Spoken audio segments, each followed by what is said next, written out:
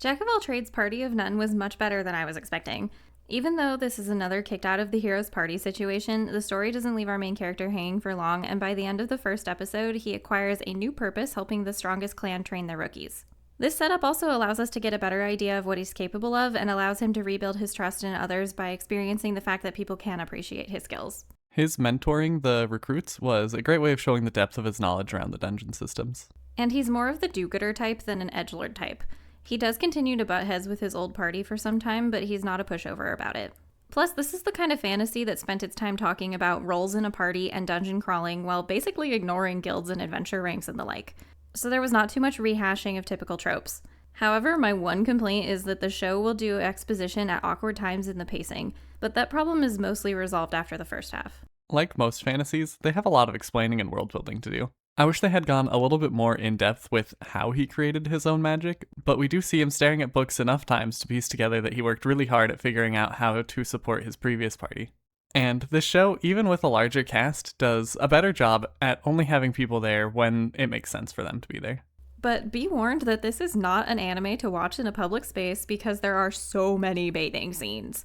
Every time that they wanted to express what the girls were thinking, they would throw them into the bath for that discussion. The aspect that really exceeded my expectations was the combat. The fighting had interesting camera use and choreography, and if you ignore the sheer overpoweredness on display, then his fight with the dragon was actually really interesting. It had high stakes from the potential death of the group of rookies, as well as the tension of would they get teleported out in time. And using that magic was taking a huge physical toll on him. Since this was his first true display of skill for the viewer, we had no idea if his magic or his body would give out before he could make the fatal blow, so I was impressed. It was good that we were going into that fight knowing that he was strong, but not how strong. And they had done a good job of showing that the dragon was a very formidable enemy.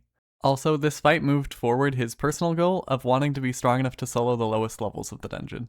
They were also layering CGI over the characters while they were fighting, and it doesn't look bad. The CGI on the monsters, though, could still use a little bit of work. It kind of made it look reminiscent of a video game cutscene, and it's not as stiff as it could have been.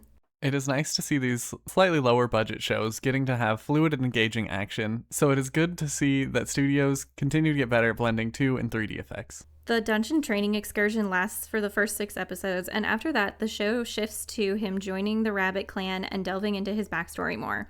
This is also where the lore of the world is revealed, and more intriguing pieces of information come into play for us to hypothesize about.